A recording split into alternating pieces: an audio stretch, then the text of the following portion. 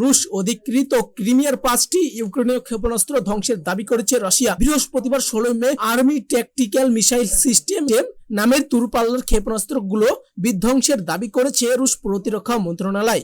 British বার্তা সংস্থা Reuters এই খবর জানিয়েছে, যুক্তরাষ্ট্র এই সপ্তাহের শুরুতে বলেছিল এটিএসিএমএস নামের ক্ষেপণাস্ত্র ইউক্রেনের কাছে পৌঁছেছে, কিন্তু যুক্তরাষ্ট্রের সরবরাহ করা ওই ক্ষেপণাস্ত্র ধ্বংস করার কোনো প্রমাণ দিতে পারেনি রাশিয়ান বাহিনী। এদিকে ইউক্রেনের এই ক্ষেপণাস্ত্র হামলায় কোনো ক্ষয়ক্ষতি হয়েছে কিনা তা জানায়নি রুশ প্রতিরক্ষা মন্ত্রণালয়। ক্রিমিয়া বন্দরের রুশ স্থাপিত গভর্নর মিখাইল রাজকভ বলেছেন, বেশ কয়েকটি আবাসিক বাড়ি এবং গাড়ি ক্ষয়ক্ষতি হয়েছে, তবে কেউ আহত হননি। দর্শক, এখান থেকে বোঝা যাচ্ছে রাশিয়া ইউক্রেন যুদ্ধ এক কঠিন পর্যায়ে চলছে। পাল্টাপাল্টি যুদ্ধ চলছে, যে কোনো সময় তৃতীয় বিশ্বযুদ্ধ শুরু হয়ে যেতে পারে। তো আপনাদের মূল্যবান মতামত অবশ্যই আমাদেরকে কমেন্ট বক্সে জানাতে পারেন। আর আপনি যদি দেশ বিদেশের এমনই সব খবর সবার আগে আপডেট পেতে চান, তাহলে এখনই আমাদের ইউটিউব চ্যানেলটিকে সাবস্ক্রাইব করে দিন। ধন্যবাদ। আসসালামু আলাইকুম।